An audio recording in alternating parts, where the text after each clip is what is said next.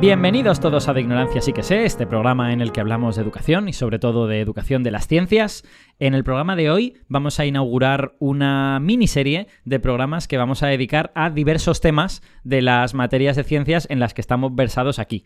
En concreto, hoy vamos a hablar de química, después hablaremos de matemáticas y después de física, y luego ya veremos cómo continuaremos, si seguimos encadenando temas de diversas materias, o si a lo mejor hacemos programas de alguna cosa un poco más transversal. Pero por ahora ya os aseguramos que tenemos 3 programitas en cartera, cada uno sobre una de las materias de las que somos aquí, no sé si expertos, pero por lo menos sí practicantes, digamos. Y para ello, para hablar de estas materias, necesitamos a los practicantes, que son los ignorantenautas. El primero de ellos, el que os habla, Alberto Aparici, que soy divulgador científico en el Instituto de Física Corpuscular y también en la emisora Onda Cero. Pero tenemos sobre todo a nuestros ignorantenautas docentes, que son los que se dedican a pelear con las fieras, y con eso me estoy refiriendo a la burocracia, no a los estudiantes, claro. Y saludamos como primero de ellos a Javier Vargas, que es físico, es profesor de física en el IES Playa de San Juan de Alicante y también profesor de química, que va a ser importante hoy. Javi, ¿qué tal? Muy buenas. Hola, muy buenas. ¿Qué tal, Alberto? ¿Qué tal, Víctor? Hoy vamos a ver cómo reaccionan los oyentes al programa. Ojo, pero bueno, ahí estás como... está haciendo Inception del tema del programa. También saludo a Víctor Marco, físico también, profesor de matemáticas en el IES, el Grado de Valencia. Muy buenas, Víctor, te doy la palabra. Muy buenas, Javi y Alberto. Pues nada, yo después de la magistral intervención de Javi con la reacción, yo ya tiré la toalla hace tiempo. Javi tiene un talento muy peculiar para esto de decir en muy pocas palabras, dar una pista de qué vamos a hablar. Sí. El talento reside en pensar la idea cuando Alberto ya ha empezado a grabar y a hablar. Nunca lo traigo preparado, pero no sé, me viene la inspiración en el momento. Bueno, efectivamente, como habréis imaginado los que habéis estado atentos a lo que ha dicho Javi, o los que habéis leído el título del programa, que también podría ser, esto de dar pistas tenía más sentido en la radio que en los podcasts, verdaderamente. Bueno, yo creo que tenemos público que seguro que nos oye sin mirar el título. Solo es porque somos nosotros y dicen, otro programa más. ¿De qué será? Ojalá. Bueno, como os habréis imaginado, efectivamente hoy vamos a hablar de reacciones químicas. Vamos a dedicar nuestro programa sobre química a uno de los temas más importantes de la química, que son las reacciones químicas y cómo se estudian en la secundaria. Entonces, sin más dilación, vamos a pasar a hablar de ello. Yo voy a hacer una pequeñísima introducción de qué son las reacciones químicas. Yo creo que en realidad el concepto es muy intuitivo y prácticamente todo el mundo lo tiene en mente, pero si digo alguna cosa que sea matizable o que sea directamente catastróficamente errónea, pues aquí está Javi para enmendarme la plana, ¿no? Entonces, las reacciones químicas esencialmente son que la naturaleza está hecha de diferentes sustancias químicas. A lo largo del tiempo hemos ido descubriendo que la mayor parte de ellas son sustancias moleculares, están formadas por asociaciones de átomos, y algunas son sustancias atómicas, son sustancias puras en ese sentido. Y cuando esas sustancias entran en contacto unas con otras, a veces se produce una recombinación de los átomos que hay en ellas. Por ejemplo, pueden dos sustancias puramente atómicas entrar en contacto y se establecen enlaces entre esos átomos y se forma una molécula. O a lo mejor entran en contacto dos sustancias moleculares y se rompen algunos de los enlaces que hay en esas sustancias y se crean otros nuevos. Con lo que en los actores, los elementos que uno tiene en una reacción química, siempre es unas sustancias iniciales, a las que llamamos reactivos, a esas sustancias les pasan cosas y se crean unas sustancias finales a las que llamamos productos. Y con eso trabajamos. El quehacer del químico a la hora de estudiar estas sustancias, bueno, es muy variado, porque pueden pasar muchas cosas en una reacción química, pero uno de ellos, y el que se estudia principalmente en secundaria, es, bueno, cómo se relacionan la cantidad de productos que uno va a obtener, dado que uno ha hecho reaccionar esta cantidad de reactivos. O al revés, si yo he obtenido no sé qué tuvo que reaccionar para eso. O sea, hay que relacionar los reactivos con los productos. Javi, no sé si quieres añadir alguna cosa o matizar alguna de las cosas que he dicho. Sí, al final esa es la idea que queremos que se lleven los alumnos. Una vez que ya han entendido que todo está hecho de átomos y que hay agrupaciones de átomos, entender que en la reacción básicamente lo que hacen es reordenarse. Normalmente empezamos hablando desde un punto de vista más intuitivo, más... les decimos que una reacción, un cambio químico se diferencia de un cambio físico porque en el cambio químico unas sustancias se transforman en otras. Y entonces, tirando del hilo para ver por qué pasa eso, acabamos llegando precisamente a la descripción que has dado tú de lo que es una reacción. Sí, yo diría, claro, cuando trabajamos a estos niveles, la palabra física significa como una cosa. Y la palabra química significa otra cosa diferente y parece que han de ser como disjuntas, ¿no? Entonces da la sensación de que tenemos que decirles, estos son los criterios que os permiten encontrar un cambio físico, estos son los criterios que os permiten encontrar un cambio químico.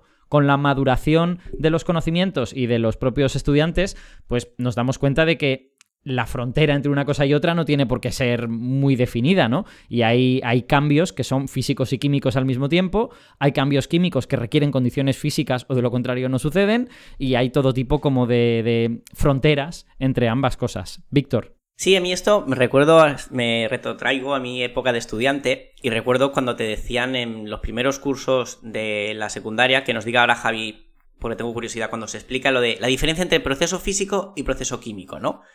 Y en el químico te matizaban que las propiedades de lo que se está en juego cambian. Entonces tú sabías que era químico. Pero claro, con la definición que ha dado ya Alberto, como estás mirando más adentro, yo cuando me lo explicaron así dije, luego la química es física.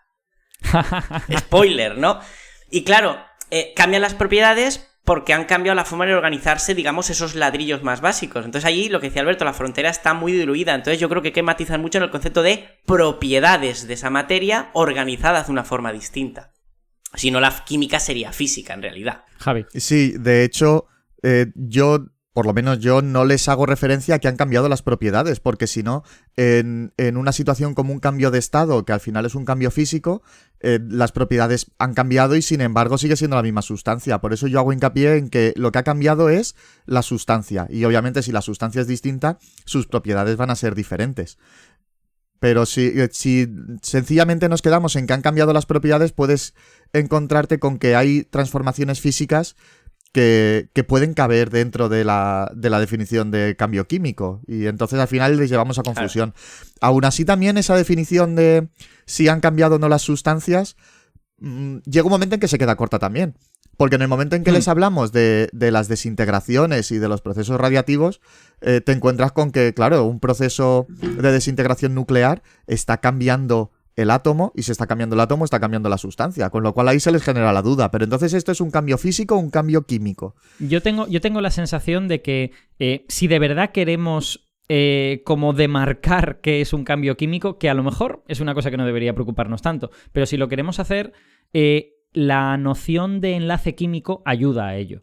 Cuando hay algún cambio, alguna variación en los enlaces químicos de las sustancias que tienes, entonces se ha producido una reacción química. De lo contrario, pues podemos pensarlo, pero muy probablemente sea un cambio físico, ¿no? Sí, yo al final acabo recurriendo, en cuanto empiezan a surgir estas dudas, yo acabo recurriendo a eso. Como para entonces ya hemos visto algo de la teoría cinética y la teoría de colisiones, pues ahí es fácil entender. Si lo que ha ocurrido es que se han roto enlaces y se han reorganizado, pues es un cambio químico.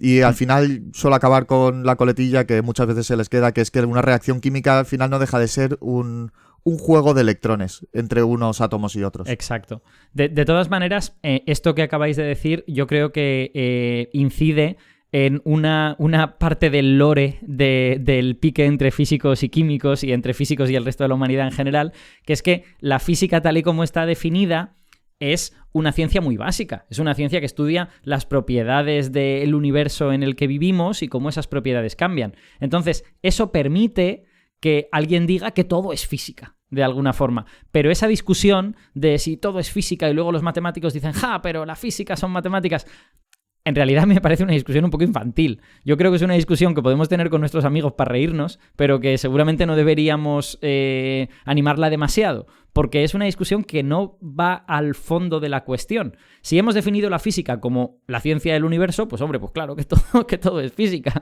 Quiero decir, no hay ninguna sorpresa en ello. Lo relevante es las técnicas que se usan en física, tanto experimentales como a veces matemáticas. En matemáticas no tanto, pero sobre todo las técnicas experimentales de física son diferentes a las de química, las técnicas matemáticas a veces también son distintas, y eso es de verdad lo que demarca las dos áreas, y hay veces que se tocan una cosa y la otra y existen pues ramas como la física química, ¿cómo es? La química física y la física química, ¿no? Que en realidad son cosas distintas, pero de eso ya hablaremos otro día.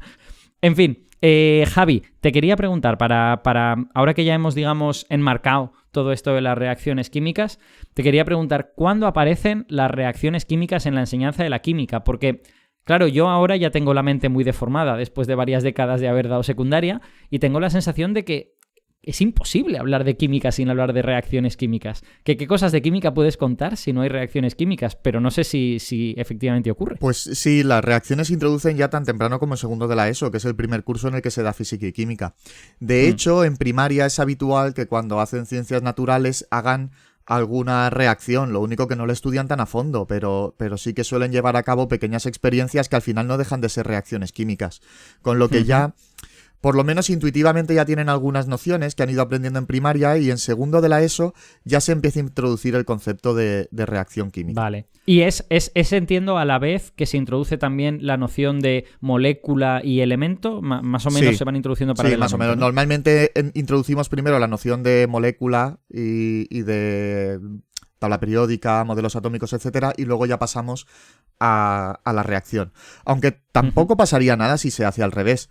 Porque si uno quiere darle un enfoque quizás un poco más histórico, podríamos pasar directamente de la teoría cinética, que de eso yo, de hecho, lo he hecho con algún grupo, solo con la teoría cinética, sin llegar a profundizar en átomos y moléculas, se puede explicar lo que es una reacción química desde el punto de vista de que las sustancias se han transformado y que han cambiado sus propiedades, y luego al tratar de ver por qué está ocurriendo eso, entonces llegamos a la necesidad de introducir el concepto de molécula y de enlace.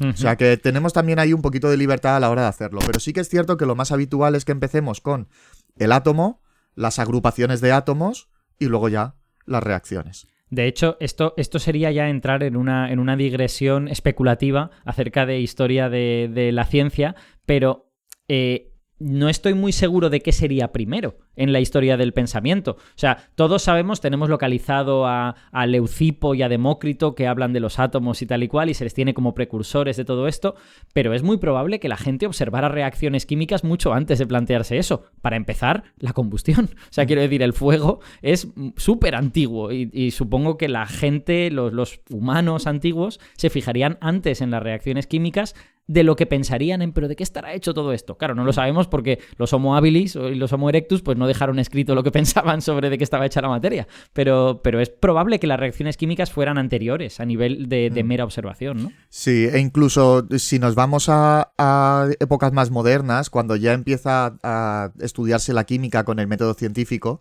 las reacciones vinieron antes.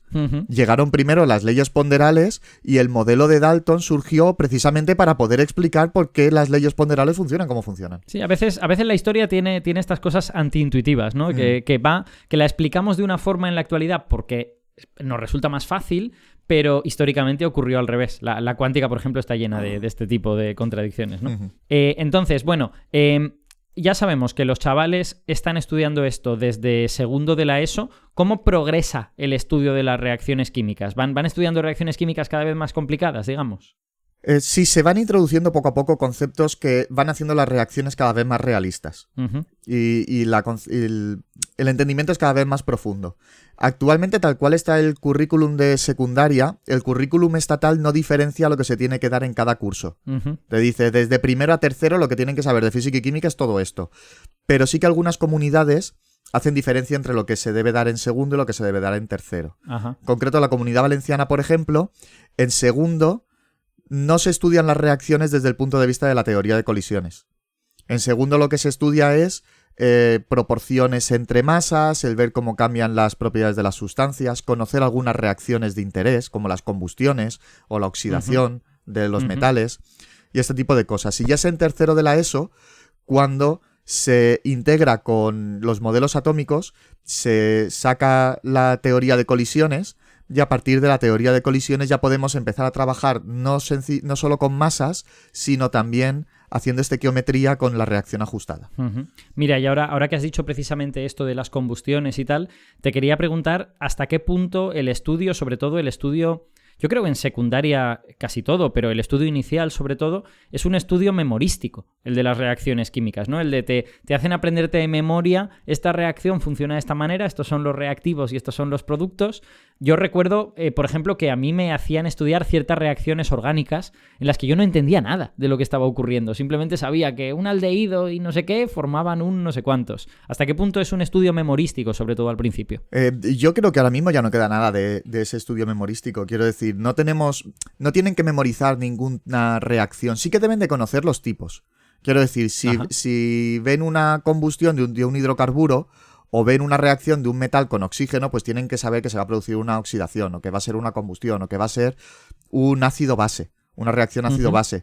Que eso es sencillo. Quiero decir, ahí hay una serie de reglas que te van a servir, no tienes que memorizarte cada reacción por separado, sino que hay una serie de cosas que tú sabes. Si yo junto un ácido con otra cosa y el resultado es una sal y agua, pues sé que estoy haciendo una reacción de tipo ácido-base. O en una combustión de un hidrocarburo siempre tengo un compuesto que tiene carbono e hidrógeno con oxígeno, y luego me va a salir dióxido de carbono y agua. Es decir, no tienen que memorizarse como tal las reacciones, pero tienen que ser capaces de reaccionar algunos tipos. Igual que palabras que son muy utilizadas en química, pues tienen que hacerse con ellas. Cuando una reacción es de síntesis, pues cuando se está formándose un compuesto. Cuando es una descomposición, cuando un compuesto se está disgregando en otras cosas más sencillas. Entonces, es más entender los tipos que memorizarse reacciones concretas. Para mí, cuando estudiaba estas cosas en secundaria, e incluso mucho después, porque claro, como físico mi conocimiento de la química es muy limitado, ¿no? El gran misterio era ¿y por qué se produce esta reacción y no se produce otra? ¿No? Quiero decir, que alguien me dé, por favor, el libro mágico, la llave mágica de la química, que me diga qué reacción se va a producir si mezclo dos cosas cualesquiera.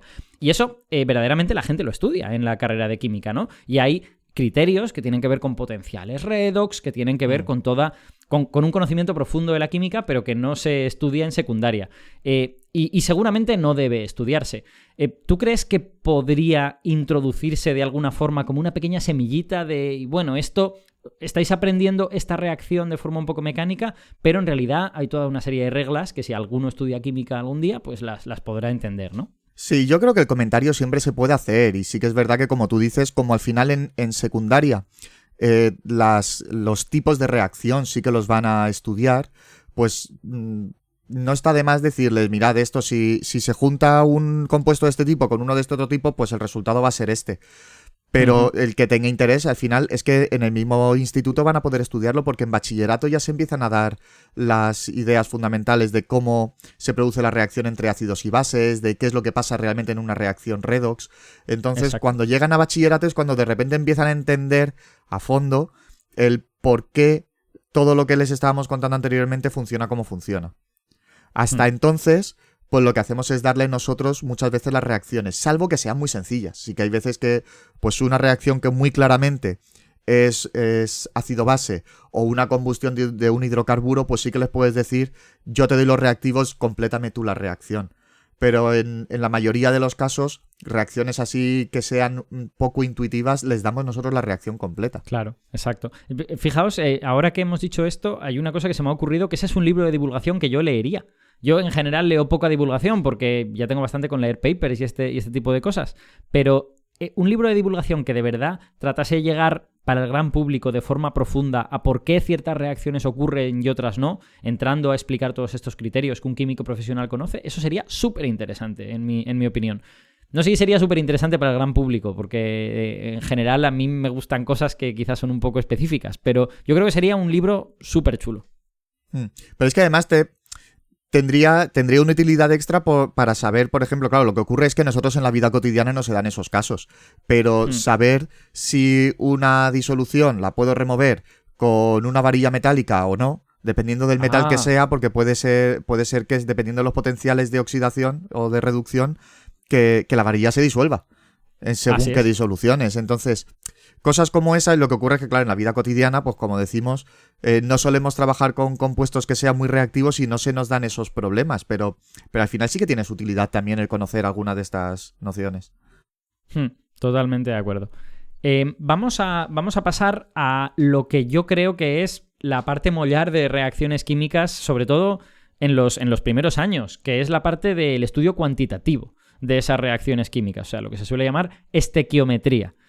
Cuéntanos cómo se introduce la estequiometría y cómo se explican todas estas cosas, que incluye el concepto de mol, al que a lo mejor podríamos dedicarle un programa al concepto de mol, pero bueno, vamos a hablar de ello ahora. Bueno, pues normalmente en segundo de la ESO lo que hacemos es, como he dicho antes, trabajar más desde el punto de vista de las masas. Damos la proporción entre cuánta masa de reactivo va a dar tanta masa de producto. Entonces, si tengo unas cantidades diferentes, cuánto voy a obtener o cuánto voy a necesitar de reactivo. De forma que te evitas introducir la noción de mol, digamos, claro, por ahora. Pero ya en tercero de la ESO sí que se introduce la noción de mol y a partir de ahí sí que empezamos a trabajar con estequiometría propiamente dicha. Aún así, en segundo de la ESO sí que se empieza a introducir ya algo de ajuste de reacciones, para no dejarlo tampoco todo para tercero. Supongo que también a lo mejor dependiendo de la comunidad puede haber pequeñas variaciones o dependiendo de cómo quiere organizarse cada departamento, pero nosotros tal cual estamos organizados ahora mismo, el concepto de mol lo introducimos en tercero de la ESO y junto con el concepto de mol viene toda la estequiometría. Ya dejamos de trabajar... ajustar la reacción y luego calcular cosas con esa reacción ajustada. Claro. Y nosotros se lo planteamos desde el punto de vista de que el concepto de mol te evita necesitar una tabla, unas tablas enormes que te digan para cada reacción cuáles son las proporciones en masa. Porque tú sencillamente viendo la reacción y teniendo una tabla periódica a mano para calcular las masas molares, ya tienes toda la información que necesitas para poder conocer las proporciones en que se va a producir cualquier reacción química. Entonces, aunque utilizar el mol como un paso intermedio a la hora de hacer la reacción puede parecer que a nivel de cálculo estamos complicándonos, pero a nivel de llegar a lo fundamental de la reacción o a la hora de tener tabuladas las propiedades que necesitamos para poder realizar esos cálculos, es mucho más cómodo, porque no es lo mismo tener propiedades de los elementos químicos que tener las proporciones para todas las reacciones existentes. Para nuestros oyentes que a lo mejor tengan un poco oxidadas las reacciones químicas, yo creo que casi todo el mundo sabe de qué estamos hablando, pero esto de los moles y tal tiene que ver con lo siguiente. Las reacciones químicas ocurren a un nivel molecular. O sea, hay una molécula de este compuesto que reacciona con 2 moléculas de oxígeno y que forma 3 moléculas de agua y no sé cuántas moléculas de CO2 y cosas de este estilo. Bueno, esas cosas que ocurren a nivel molecular uno tiene que exportarlas al mundo macroscópico, que es donde se hacen los experimentos y donde han trabajado los químicos hasta hace muy poquito, que había, digamos, que han aparecido técnicas para un control casi individual de moléculas y átomos, ¿no? Entonces, exportar a ese nivel macroscópico significa convertir una molécula de esto reacciona con 2 de oxígeno a una parte de este compuesto reacciona con 2 partes de oxígeno, donde cada una de esas partes tiene el mismo número de moléculas, digamos, para que tú exportes esta cosa que ocurre a nivel molecular a el mundo macroscópico. Bueno, pues esa cosa llamada aparte se llama mol, y al final un mol es una cantidad de una sustancia que tiene un número fijado de elementos, de moléculas o de átomos o de lo que sea, que si no recuerdo mal es 6,022 por 10 elevado a 23. Eso es. Yo les digo que es un puñado. Mira, me la has quitado de la boca. Claro, nunca trabajamos con átomos individuales o con moléculas, siempre trabajamos con un puñado de átomos que tenemos ahí todos juntos, un puñado de moléculas. Lo único que, claro, estamos en ciencia, no nos vale que el puñado sea cada vez diferente, queremos que el puñado tenga un tamaño determinado. Y como son cosas muy pequeñitas, pues ese puñado tiene un tamaño muy grande, con lo cual al final acabamos llegando al concepto de mol. Exacto, que al final el interés es hacer esa traslación del mundo molecular al mundo macro. Víctor. Eso es. Sí, que me acuerdo ahora que mi profesor de física del instituto, para que entendiéramos que el mol era una cantidad de un puñado de cosas, decía que existía el concepto de un mol de arroz. Lo que pasa que era enorme. Que no entendíamos que el mol era solo para moléculas. Lo que pasa que es donde es útil. Claro, un mol de arroz no cabe en ningún sitio, pero que podía ser un mol de sillas, un mol de planetas. Lo que pasa es que se usaba en este ámbito. Y lo del puñado es que es súper característico. Lo que pasa es que es un puñado que está unificado para todo el mundo. Sí. Todo el mundo sabe cuánto es ese puñado. Eso es. De hecho, el otro día introduje este concepto en algún curso de la ESO y utilicé una idea muy parecida a la que te decía tu profesor de física, porque yo les dije, también podríamos decir, tengo un mol de sillas. y sería tengo 6,022 por 10 elevado a 23 sillas. Lo que ocurre es que les puse el número en la pizarra, pero no en notación científica, sino con todos sus ceros, y les escribí también la población mundial actual. Y entonces se dieron cuenta de que no es útil utilizar ese número para sillas, ese puñado para sillas, porque tendrías sillas para probablemente todo el universo. Entonces necesitas ajustar el puñado para lo que a ti te interesa. Es un ejercicio muy interesante decir, vamos a escribir cuántas sillas hay en el mundo en moles. Y claro, te saldrá 0,00000 lo que sea, moles de sillas. Y es una forma de que de verdad se entienda esa transcripción, ¿no? Me parece un buen ejercicio. Sí, hay un chiste, un juego de palabras que es común en inglés, porque mole se dice igual que topo, ¿vale? Uno es mole y otro es mole también. Entonces, hay un libro maravilloso de Randall Munroe, que es el autor del webcómic que se llama XKCD y que recomendamos a todos los oyentes porque es una obra maestra, es maravilloso. Se sigue produciendo, hay no sé cuántas ediciones, ya como 1200 tiras o algo así. Bueno, pues Randall Munroe tiene un libro que se llama What If, que significa ¿qué pasaría si? Entonces, alguien le pregunta qué pasaría si tuviéramos un mole de topos, a mole of moles, ¿no? Y el tío se hace el cálculo y llega a la conclusión pues que se produciría un objeto astrofísico extremadamente denso y que probablemente colapsaría, y no recuerdo todos los cálculos, pero se hace el cálculo de si se llegaría a formar una estrella gracias a un mole de topos. Porque es una gran cantidad de topos, claro. Entonces, bueno, una vez tenemos ya nuestra reacción ajustada con no sé cuántos moles de esto reaccionan con no sé cuántos moles de esto y nos dan tantos moles de esta otra cosa y tantos moles de esta otra cosa, ¿qué tipo de cálculo o de manipulación les pedimos a los estudiantes sobre ello? Pues cuando están en tercero de la ESO, normalmente lo que hacemos es centrarnos en si yo tengo una cantidad inicial, ¿qué cantidad voy a obtener al final en la reacción? O si yo quiero obtener tal cantidad de la reacción, ¿qué cantidad de reactivos tengo que obtener? Y lo hacemos pasando por el mol como punto intermedio. Luego ya cuando van subiendo de curso, en cuarto de la ESO, vamos introduciendo la noción de pureza.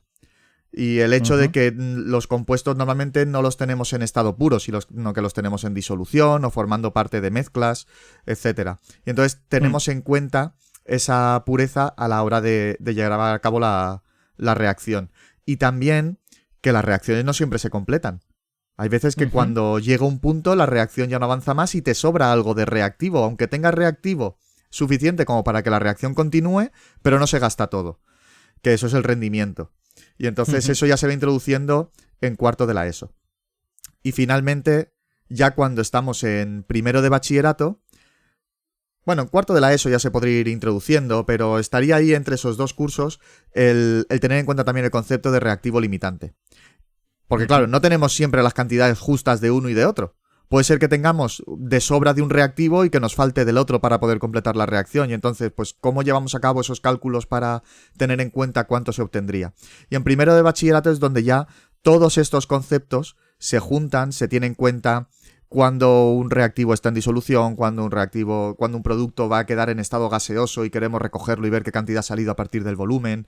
En primero de bachillerato es donde ya tenemos una visión bastante más completa de qué son las reacciones. Digamos que va muy gradualmente, vamos introduciendo todos estos conceptos a medida que suben de curso. Es muy bonito porque en realidad pasamos de una versión muy idealizada de la reacción química en la que tienes dos moléculas de no sé qué que reaccionan con no sé qué y luego dicen, no, tenemos que irnos al mundo real, ¿no? Ahora tenemos moles, pero tenemos la cantidad justa y exacta y todo reacciona porque además todo es súper puro. Y vas introduciendo un poco como el mundo real y vas llegando de la versión idealizada, que es la que te permite entender lo que está ocurriendo, a la versión con la que trabajamos, digamos, en los laboratorios. Y aún así, aún es una versión simplificada de lo que ocurre en los laboratorios y los estudiantes sudan con ella, ¿no? Sí, y luego el culmen de todo esto está en segundo de bachillerato.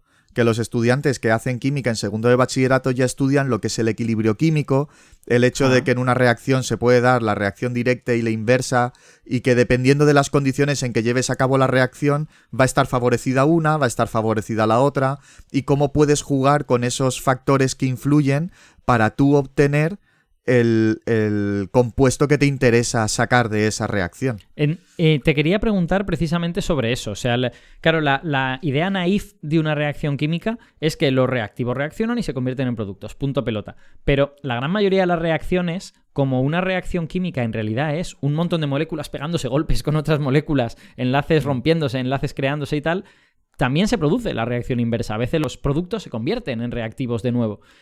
¿Los estudiantes tienen problemas a la hora de, digamos, metabolizar esta noción o la aceptan con tranquilidad? En cuanto ya se les ha explicado la teoría de colisiones en tercero, es algo bastante intuitivo, porque al final, si tienes todas las moléculas juntas en el mismo recipiente, ¿qué pasaría si las moléculas de producto que ya se han formado chocan entre ellas? ¿Podría darse el caso de que vuelvan al estado anterior? Y sí, efectivamente eso ocurre. Lo que ocurre es que no se estudia a fondo, pues como os digo, hasta que no llegamos a segundo de bachillerato, donde ya tenemos ahí temas de cinética química, equilibrio químico, etc. En los cursos bajos, digamos que les introducimos la noción de que eso puede ocurrir y sí que se les empieza a hablar desde el punto de vista de la teoría de colisiones de qué factores afectan a la velocidad. Porque esto, a nivel de la vida cotidiana, es útil. Eso lo tienen en cuenta las empresas para ver en qué condiciones lleva a cabo una reacción para que yo el producto que quiero vender pueda producirlo con más facilidad. Y además son cosas muy intuitivas, como la temperatura, la concentración de los reactivos, todo este tipo de cosas. O incluso para cocinar. ¿Por qué cocinamos con la olla express? Porque al estar encerrado aumenta la presión, al aumentar la presión, la temperatura de ebullición del agua es más alta y como la temperatura de ebullición es más alta, pues al final los alimentos se cocinan más rápido. Ahí has abierto un melón interesante porque, claro, las reacciones químicas que ocurren en la cocina son más difíciles que las que solemos tener en secundaria y a lo mejor por eso no se explora esta vía. Pero yo creo que si alguien encontrase una forma de hacer una introducción a las reacciones químicas relevantes para la cocina se convertiría de repente en un instrumento fabuloso para enseñar química, porque son cosas que todo el mundo tiene en casa y que trabajas con ellas, digamos. Sí, y además a mí me gusta mucho utilizarlo ahí cuando estamos con el tema de velocidad de reacción, porque también, por ejemplo, ¿por qué troceamos los alimentos para que se cocinen? Pues porque al trocearlos vas a conseguir que se cocinen más rápidamente, hay mayor superficie de contacto, con lo cual el calor va a acceder más rápidamente a todos los alimentos. Entonces, hay ciertas partes de las reacciones químicas que ponerles ejemplos de la cocina, aunque hay algunas veces que el ejemplo esté cogido con pinzas, pero que les sirve la analogía para que se les quede la idea de una manera muy intuitiva. Víctor. Sí, además es que la sociedad lo tiene ahí. Ves vídeos de TikTok, Masterchef, que continuamente están haciendo virguerías que requieren del conocimiento de la química. Es que ya no solo estamos hablando del troceo, estamos hablando de una serie de reacciones que se tienen que dar, o cuando hablan de esterificaciones y movidas que dices, la cantidad de química que hay ahí para entender. Además, ya no solo es, bueno, lo tengo que saber, no, es que si tienes un conocimiento profundo, va a afectar a que lo hagas mejor. Entonces, este es uno de esos casos que de verdad está en la vida cotidiana y no es esa cosa que nos inventamos con las matemáticas. Además hay muchas cosas. Están en la vida cotidiana. Sí, y hay muchas cosas, no es solo las reacciones, es incluso a la hora de hacer una mezcla para hacer una salsa, si la salsa lleva aceite, pues dependiendo de con qué lo mezcles, te va a quedar una emulsión o no. Claro. Y entonces la salsa tendrá una consistencia diferente, o sea que la cocina es fantástica para explicar química. Sí. Yo creo que el escalón, de verdad, es que algunas de las reacciones químicas que se producen son un poquito avanzadas. Entonces, claro, no son las típicas que los estudiantes ven. Pero si ese escalón lo superamos, puede ser una herramienta fabulosa. Alberto al principio del programa hablaba de cuál puede ser el origen de las primeras observaciones químicas, ¿no? Del fuego y tal. La cocina. Desde en el momento que el ser humano cocina porque ha descubierto que la carne cruda algo chungo le hace en el estómago, ¿no? Hay bacterias, él no lo sabe, pero cocinar está matando a los seres que le están haciendo daño. O la propia digestión, que comes una cosa y sale de forma distinta. Claro. Algo ha cambiado. Sí. Volviendo al asunto de los cálculos estequiométricos y toda esta cosa, hay ahí, o sea, quiero decir, la realización matemática de esos cálculos tiene un cierto solapamiento con lo que aprendemos en mates, ¿no? Porque tú tienes, digamos, una cantidad de reactivos, necesitas transformar esos reactivos cuantos moles son, luego comparar esos moles con los que van a reaccionar en la reacción y ver a ver qué se va a producir. Entonces, ahí hay unas matemáticas que tienen que ver sobre todo con el mundo de las proporciones, ¿no? Y hay varias maneras de enseñarlo. Se enseñaba tradicionalmente con regla de 3, ahora se habla de factores de conversión. ¿Cómo está, cuál es el estado del arte en este punto, Javi? Bueno, yo creo que esto lo hemos comentado ya en algún programa. Al final son todo herramientas que nos sirven para llevar a cabo resolver los mismos problemas. La regla de 3, los factores de conversión, el utilizar proporciones o reducción a la unidad, o directamente las formulitas, que el número de moles es igual a la masa partido por la masa molar. Yo creo que es útil que los alumnos conozcan todas las herramientas. Entonces, las proporciones y la regla de 3, pues a lo mejor la trabajan más en matemáticas. Nosotros en química solemos enseñar más los factores de conversión. Yo los enseño, pero nunca los exijo. Sí que les digo, me interesa que sepáis lo que es, para que cuando lo veáis, y en concreto cuando yo lo haga en la pizarra, que entendáis lo que estamos haciendo. Pero si luego queréis utilizar cualquier otro método, adelante con ello, si es que el ejercicio va a estar bien hecho. Yo personalmente... Además, el factor de conversión en química tiene una pequeña ventaja, que es que hay ciertos ejercicios que si los tienes que ir resolviendo con reglas de 3 consecutivas, pues al final te ocupan bastante más espacio. Y mientras que si lo haces con factores de conversión, pues en una línea o 2 lo tienes hecho. Entonces, para resolverlos en la pizarra, en concreto, en donde tenemos el espacio un poco más limitado, porque claro, puedes borrar, pero cuando borras, como alguien vaya un poco rezagado tomando nota de lo que estamos haciendo, pues a lo mejor no llega a escribir algunas cosas. Mientras que el resolverlo con factores de conversión te permite tener más información en la pizarra de manera más compacta. Y por eso yo los suelo utilizar para corregir en la pizarra. Pero les digo a ellos que lo hagan como quieran, y si alguien me pregunta, hay veces que les resuelvo el ejercicio de varias maneras para que dependiendo de cómo lo haya hecho el alumno que me ha preguntado, encontremos dónde estaba su duda. Víctor, desde el punto de vista del profesor de matemáticas, ¿tú crees que precisamente en este uso de las proporciones hay una especie de buen solapamiento entre ambas asignaturas que permite que los dos profesores trabajen juntos? Sí, porque cuando yo estudié química, a mí se me quedó muy grabado, mi profesor también odiaba mucho la regla de 3, y hablo del profesor de física y química, y se empeñó en hablar de balance estequiométrico. Vale. Entonces, ese balance no es más que un estudio de fracciones equivalentes, de si 2 reaccionan con 3 para producir lo que sea, esa fracción tiene que ser equivalente a otra. Entonces, tú ahí estás hablando de proporcionalidad. Entonces, ¿cuánto tengo que poner de cada cosa para que si la proporción inicial es un medio, la proporción final siga siendo un medio? Entonces ahí te estás cargando el concepto de regla de 3, que, recordemos, la regla de 3 no es un concepto ni es nada, es un truqui final de que tú tienes en un principio en juego 4 cosas, conoces 3 y sacas la cuarta. Yo siempre he explicado que la regla de 3 es una herramienta que les puedes dar, pero tienen que entender por qué es este por este entre este. Y en una reacción química hay que entender que yo tengo, por ejemplo, dos reactivos, y sé un producto y quiero saber el tercero. Claro, es muy goloso la regla de 3, pero hay que entender que lo que estás buscando es que se mantengan las proporciones de tantos moles de esto con tantos moles de lo otro. Y respecto al factor de conversión, hay muchos detractores de ello, pero a mí me gusta porque incide en una cosa que es súper importante y que en matemáticas se trabaja poco, que es el análisis dimensional de lo que estás usando. ¿Qué magnitudes se están moviendo? ¿Por qué centímetros entre centímetros se cancela? Y es entender que una proporción es número de veces algo más grande que otro. Y el número de veces no son ni kilómetros, ni son patatas, ni son euros. Es veces. Yo ahora mismo he estado trabajando en primero de la ESO, naturales. Y uno de los apartados que he puesto es comparar es dividir. O dividir es comparar. Si una persona tiene 100 euros y la otra 50... se diferencian 50 euros, pero una persona es 2 veces más rica. Y ese 2 no son euros, es veces.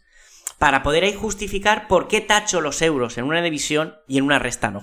Aún así, el factor de conversión también puede llevar a problemas si no se entiende correctamente.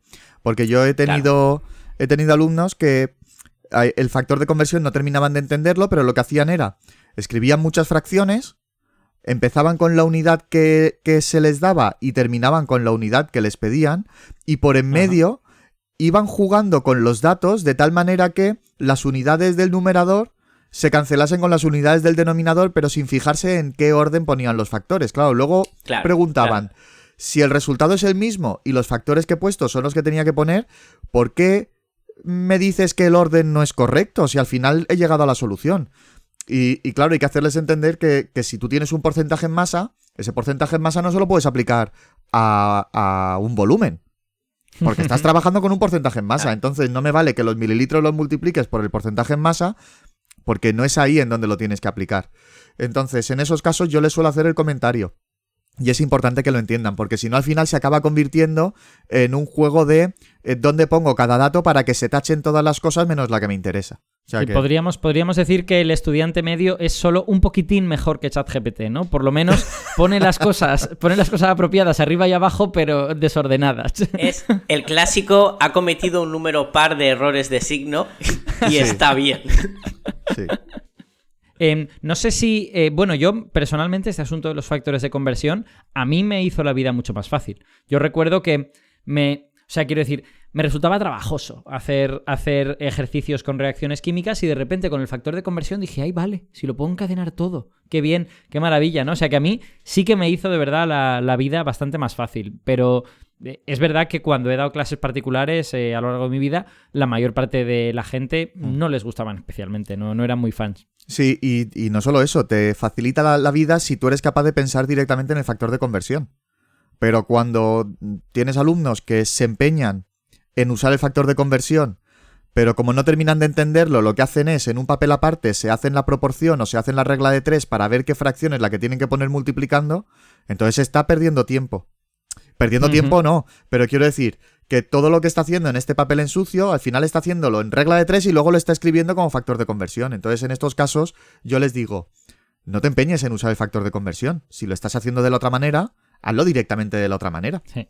Y ahora que estamos hablando de factores de conversión, y Víctor ha mencionado también esto del análisis dimensional, ¿qué pasa cuando en la reacción química se introduce el cambio en energía? O sea, la energía liberada o la energía necesaria para producirlo. Porque a veces la pregunta es, si tengo 37 gramos de esto y 48 gramos de esto, ¿cuánta energía se va a liberar? No te preguntan los productos, te preguntan qué cantidad de energía va a liberar eso. A los estudiantes les hace un poco cortocircuito que de repente les preguntes una cosa de física, que es energía, en lugar de cosas de química. No necesariamente, porque desde que se introduce el concepto de reacción ya les hablamos de reacciones endotérmicas y exotérmicas. Entonces, ellos ya saben que la energía juega un papel fundamental. Al final, esa energía es lo que está manteniendo unidos a los átomos en el enlace. Entonces, dependiendo de cuánta energía requieran los enlaces, pues va a necesitar más o va a necesitar menos. Con lo que la idea de que la energía esté involucrada no les cuesta. Y luego, al final, siempre se puede introducir la energía como una proporción más. Se libera tanta energía por cada tantos moles de este o por cada tantos moles del otro. Entonces lo puedes poner... Puedes seguir trabajando exactamente igual que trabajas con el resto de cantidades químicas. Para mí la noción de proporción es lo clave en este caso. Es lo que te permite relacionar todas las cosas que tienes ahí. A veces puedes trabajar con masas, a veces puedes trabajar con energía, a veces puedes trabajar con moles, pero siempre lo que hay es proporciones entre una cosa y la otra. O sea que de nuevo hay una ligazón entre lo que ha de explicar el profe de mates y lo que vas a ver en químicas. Si vienen con una noción de proporción un poco no del todo segura, pueden tener algún problema para entender las reacciones químicas. Eso es. Te quería preguntar también sobre quiero decir, ¿hasta qué punto, no sé si ya en segundo de bachiller o a partir de primero, hasta qué punto tratamos de darles a los estudiantes una imagen realista de lo que está ocurriendo en la reacción química? Antes ya hemos hablado que dan teoría cinética y que por lo tanto saben que hay colisiones y qué cosas están pasando, pero, por ejemplo, en el mundo real, la mayor parte de las reacciones químicas no producen un único conjunto de productos, sino que a veces los reactivos pueden reaccionar y producir estos productos en un 10% de las veces, estos productos en un 5%, estos productos en un 20%, y de hecho la química a nivel industrial muchas veces es encontrar el catalizador adecuado para que se produzcan solo los productos que yo quiero, o mayoritariamente los productos que yo quiero. ¿Este tipo de nociones la trabajan ellos también? Sí, donde más se trabaja obviamente es en segundo de bachillerato, en donde, sobre todo en reacciones orgánicas, se ve que puede salir un producto mayoritario, un producto secundario, etcétera. Pero en cursos bajos ellos mismos se dan cuenta. Porque cuando, por ejemplo, empiezas a introducir la formulación y les dices que hay 2 óxidos de hierro, Ellos te pueden preguntar, ¿y cuando reacciona el hierro con el oxígeno, cuál de los dos se forma? O cuando se produce una combustión de un hidrocarburo, ¿por qué se produce dióxido de carbono y no monóxido de carbono? Y entonces hay que decirles, pues oye, es que hay veces que se produce monóxido de carbono. Y entonces no lo trabajas desde el punto de vista de los problemas, pero yo por lo menos sí que lo menciono, que dependiendo de las condiciones, pues que se pueden producir los dos, se puede producir más de uno, se puede producir el otro. Una combustión con poco oxígeno te va a dar lugar a monóxido de carbono. Cuando tienes oxígeno de sobra vas a tener dióxido de carbono. Y estos conceptos, aunque no profundicemos mucho, pero sí que conviene mencionarlos para que sepan que las reacciones químicas no son tan bonitas como tengo esto o me sale lo otro. Sí, para mí eso es una noción muy importante, porque quizá porque yo mismo llegué a la carrera de física, en este caso, con una idea muy un poco infantil de cómo se producen las reacciones químicas. Y tuvimos una asignatura de química en primero, que creo que ahora en el grado ha desaparecido, y que a mí me sirvió un poco para abrir los ojos, en plan de, ostras, esto es muy difícil. O sea, lo que está pasando aquí es realmente complicado. Entonces, creo que ya ponerle esa semillita en secundaria también es bueno, y además a los que vayan a estudiar química o tengan una vocación en ese sentido, pues ya llegan con una idea más realista de lo que se van a encontrar en la carrera, ¿no? Sí, y luego además, como te decía, en segundo de bachillerato es en donde ya esto se estudia más a fondo, porque por ejemplo en segundo se introducen las reacciones que se producen en diferentes etapas cuando estudiamos la velocidad de una reacción.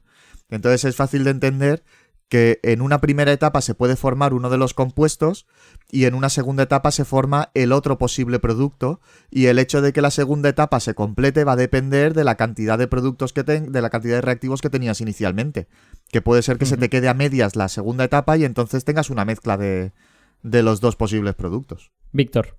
Sí, yo creo que es una labor nuestra, que yo creo que sí que en general se hace, pero a lo mejor no tanto como se debiera, y es en todas las asignaturas de ciencia, incluida también la matemática, el mostrarles esa realidad imperfecta que acabáis de comentar con la química, porque para mí supuso un golpe durísimo, porque para mí la física era como esa disciplina casi mágica que es capaz de entender todo el universo.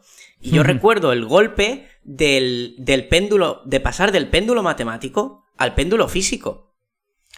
Cuando descubro que en el desarrollo de Taylor, solo el primer término es la formulita tan elegante que te predice cómo se va a mover, el periodo, cómo te dice, no, el periodo es independiente del ángulo. Mentira, claro, para ángulos pequeños.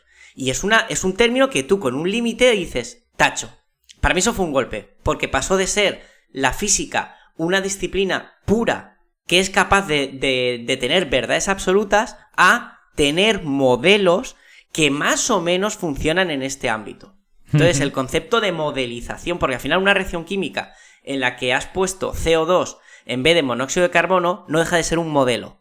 Un modelo que funciona muy bien porque parece ser que la que más produce es el dióxido de carbono. Y creo que el concepto de modelización hay que introducirlo desde el principio.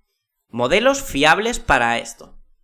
Sí, y en este sentido yo creo que la química es seguramente de las 3 asignaturas de ciencias, posiblemente la biología también podría servir para esto, pero la química, entre física, química y mates, es la mejor ventana al mundo real en ese sentido, porque trabajas con cosas que son muy del mundo real, o sea, trabajas con purezas. Has de saber que hay impurezas en todo reactivo que compras, porque hacer un reactivo extremadamente puro es muy caro y no te quieres gastar ese dinero. Entonces te gastas menos dinero, compras una cosa peor y tienes en cuenta que hay impurezas. Entonces tiene este aspecto, no diré ingenieril, porque la ingeniería química es otra cosa, digamos, pero tiene este aspecto como muy real. Es una ventana al mundo real mejor que la física, porque la física al final, los planos inclinados estos que haces son una cosa idealizadísima que nada tiene que ver con lo que encuentras en la realidad. Entonces, pienso que esa ventana se tiene que aprovechar, ¿no? Para decirle a los chavales, hey, esto es lo que realmente nos encontramos en los laboratorios cuando vamos al laboratorio de química o de física o de lo que sea.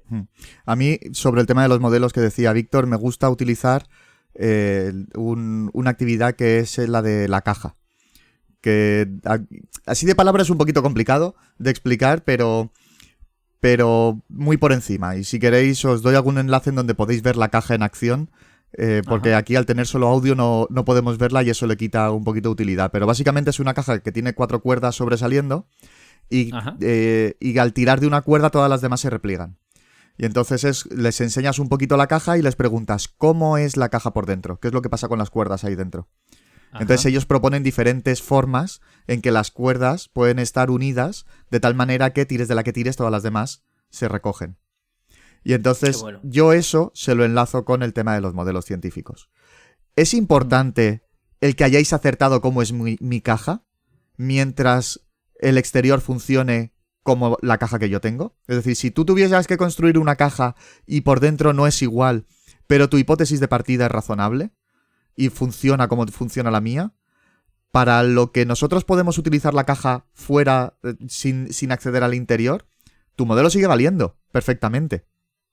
Entonces eso lo enlazo también con el rango de validez de los modelos. Cuando un modelo deja de ser útil, cuando un modelo tenemos que mejorarlo, y uso esto como analogía de la ciencia.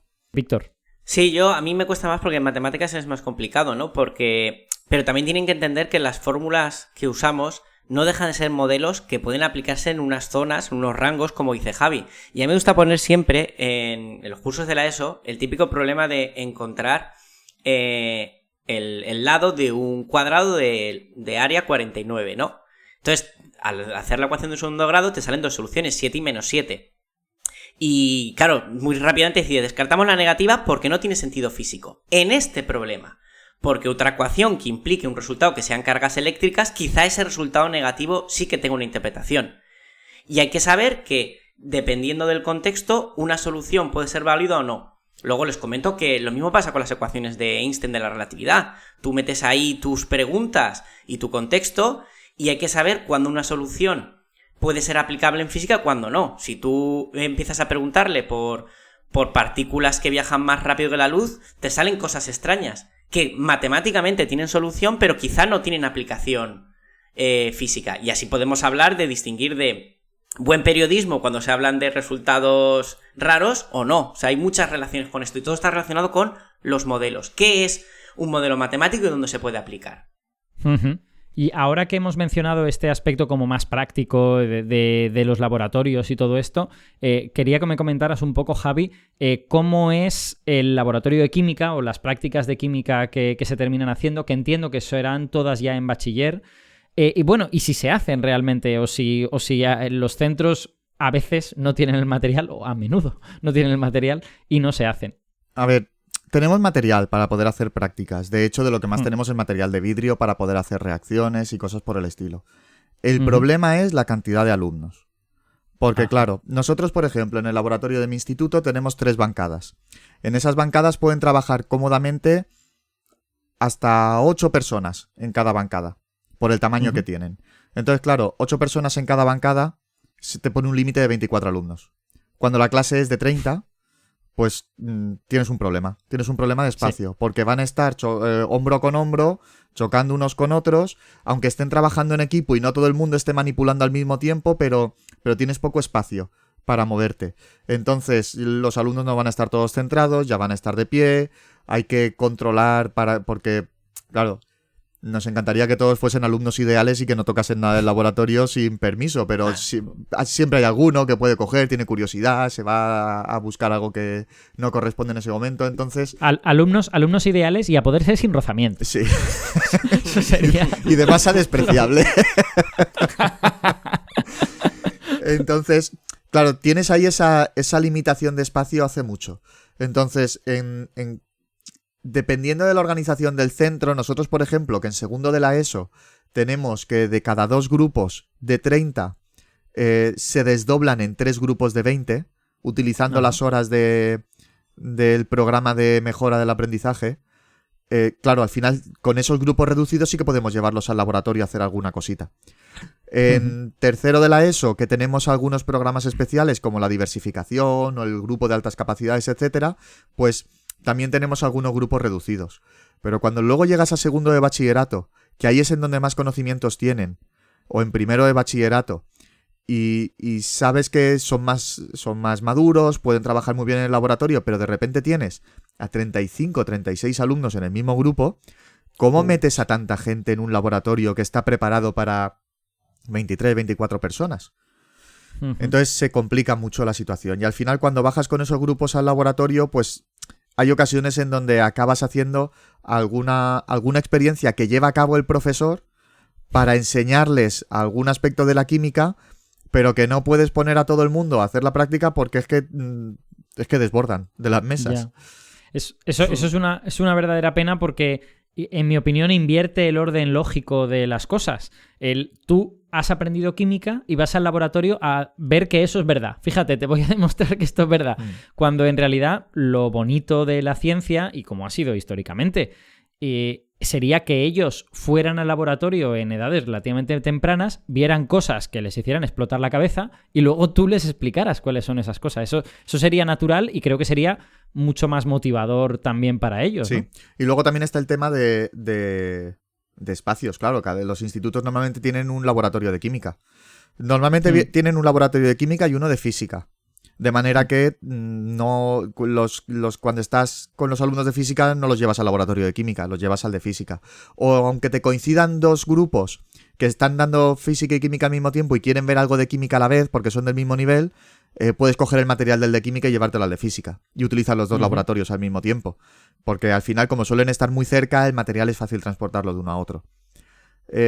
Pero cuando el centro está que desborda de alumnos, como es el mío, que hace unos años se dio la necesidad de poner un aula de informática y se fusionaron el laboratorio de física y química para que uno de los dos espacios se convirtiera en una nueva aula de informática, pues al final muchas veces se solapan las clases de unos profesores con las de otros y no pueden estar los dos al mismo tiempo en el laboratorio, con lo cual al final incluso el tiempo de uso del laboratorio es limitado. Pero eso ya depende de la realidad de cada centro. Pero no os preocupéis, gentes de España, eso solo pasa en el de Javi, que han tenido la mala suerte de tener 35 alumnos en bachillerato, ¿verdad? El resto de institutos de España tenemos 10. Y relacionado con esta cosa que te sugerí hace un momento, cuando vais a laboratorios con la gente joven, con los de segundo o con los de tercero, ¿alguna vez intentáis, digamos, invertir el orden? ¿Alguna vez intentáis hacer alguna cosa en el laboratorio antes de que sepan lo que están haciendo? Y, no sé, ver cómo reaccionan, ver si eso funciona, si les sirve para motivarse un poco más. Sí, yo de hecho muchas veces les digo que si los llevo al laboratorio es precisamente para eso. Porque llevarlos al laboratorio para ver algo que ya saben lo que va a pasar, que pierde la gracia, que lo interesante es que vean algo y que apliquen el método científico para tratar de deducir cosas. Y tengo compañeros también que hacen cosas chulas. Por ejemplo, una compañera mía les lleva a hacer una práctica para que vean qué factores afectan a la velocidad de reacción antes de explicarlo.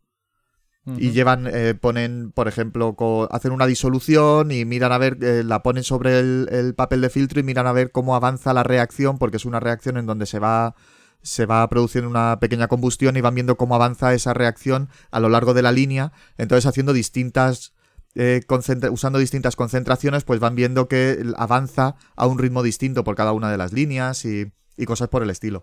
Y eso, yo siempre prefiero enseñar primero las cosas y luego tratar de darle una explicación, porque de esa manera a mí me parece más enriquecedor y que entienden de dónde vienen las cosas, que no tienen que creerse lo que les decimos y luego ya si podemos llevarlos al laboratorio se lo enseñamos. Exacto, completamente de acuerdo. Yo creo que esa es la forma más científica y además más natural de hacer las cosas. Pues creo que es una introducción a las reacciones químicas, hemos tocado varias cosas que yo creo que son interesantes, pero por ahora vamos a dejarlo por aquí. Tenemos ya este primer programa de la tríada de química, física y matemáticas. En el próximo hablaremos de matemáticas, así que Víctor, hoy has estado muy callado, pero en el próximo te voy a hacer hablar mucho rato. No hay problema.